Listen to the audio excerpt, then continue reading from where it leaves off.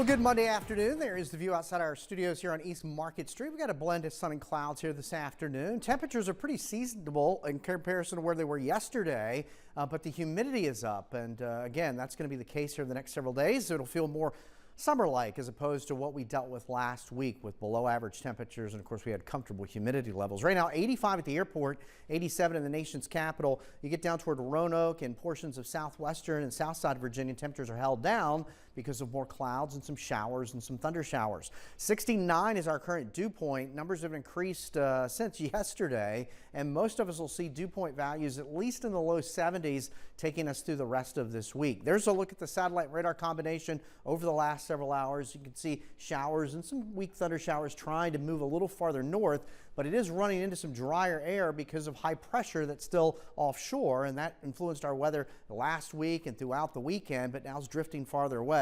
Again, a few tiny showers are out there. Here's one that was near the Stewart's Draft area and out toward Barterbrook and say to the west of Waynesboro and then south of Fishersville. Then we'll go a little farther south here near Massey's Mill in Nelson County and back toward Piney River and back into Amherst. So kind of drifting off to the north, obviously very isolated in nature. We'll average partly cloudy tonight. Temperatures will settle into the upper 60s to around 70. There'll be some patchy fog. There's your planner for Tuesday. We're mid to upper 80s. It'll feel like it's in the low 90s. And again, a couple of isolated showers and storms as we head through the afternoon. Looks like Wednesday, we'll see a little bit better coverage. So here we are tomorrow morning. Things are quiet. We'll warm back into the 80s for highs. Could be a few showers and thunder showers that get going during the afternoon, but again, kind of isolated coverage taking us throughout the course of the day. Now, Wednesday, we'll have to watch the cloud cover. If there's more clouds in the morning and some showers, that could limit thunderstorm potential during the afternoon. Right now, this particular model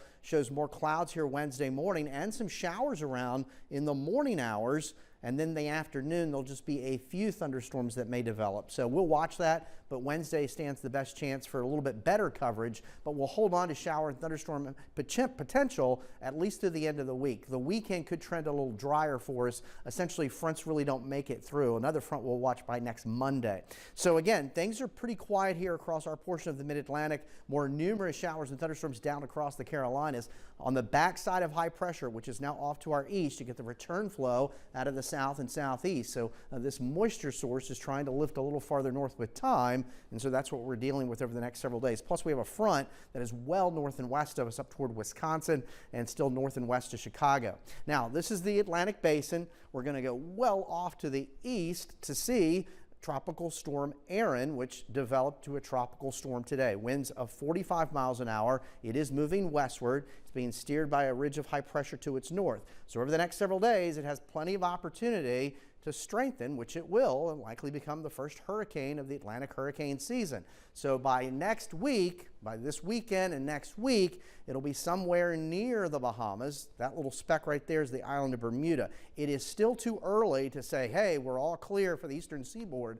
We'll continue to monitor that. A lot can happen between now and then. These are the spaghetti plots, and you look for consensus of the lines, and it's still showing that westward progression. But then when it makes the turn, where will that happen? And that'll be driven by a ridge of high pressure to its north and potentially a front coming down off the eastern seaboard next Monday, Tuesday of next week. Partly cloudy tonight, some patchy fog, upper 60s to around 70. For your Tuesday, mid to upper 80s. It'll feel like it's in the low 90s. Again, a few isolated storms. There we go with the Michael and Son 7-day forecast. Wednesday, Thursday, Friday, we'll see some of those scattered activity in terms of showers and thunderstorms, but more seasonable here this week and a lot more humid.